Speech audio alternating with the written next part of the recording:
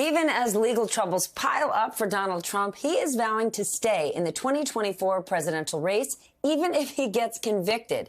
Of course, it has been just over 24 hours since we learned the Justice Department added 3 new criminal charges against him in the classified documents case.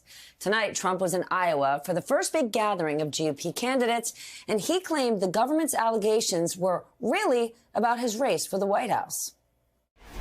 If I weren't running, I would have nobody coming after me. Or if I was losing by a lot, I would have nobody coming after me.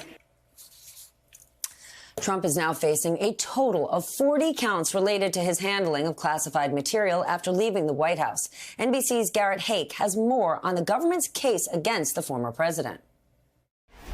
In the new charges, the special counsel alleging Mr. Trump sought a cover-up to conceal classified documents at his Mar-a-Lago home by deleting surveillance video. Now charging a new defendant, Mar-a-Lago property manager Carlos de Oliveira, with 2 obstruction counts and with making false statements to the FBI.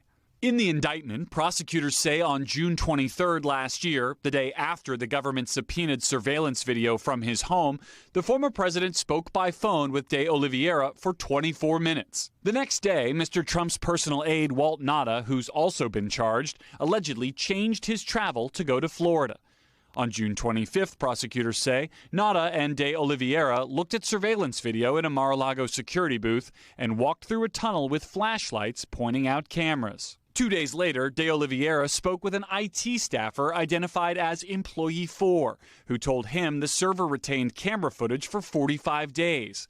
De Oliveira allegedly saying the boss wanted the server deleted. The employee responded he would not know how to do that and that he did not believe he would have the rights to do that. De Oliveira allegedly insisting that that's what, quote, the boss wanted, asking, what are we going to do? The indictment does not say if any footage was deleted. The new indictment also charges Mr. Trump with possessing a top-secret military document he has denied existed, but is heard on an audio recording discussing with aides and journalists. It is like highly confidential, secret. This is secret information. Both Trump and Nauta have pleaded not guilty to the charges in that initial indictment. Meanwhile, the Washington Post and the New Yorker point out that this case highlights the lessons from the Watergate scandal and every other time teenagers get themselves in a hot mess, which is that the cover-up is always worse than the crime. And one former White House lawyer who advised Trump during the Mueller investigation believes the feds have a very strong case. I think this original indictment was engineered to last 1,000 years, and now it will last. The superseding indictment will last to antiquity. I mean, this is such a tight case. The evidence is so overwhelming.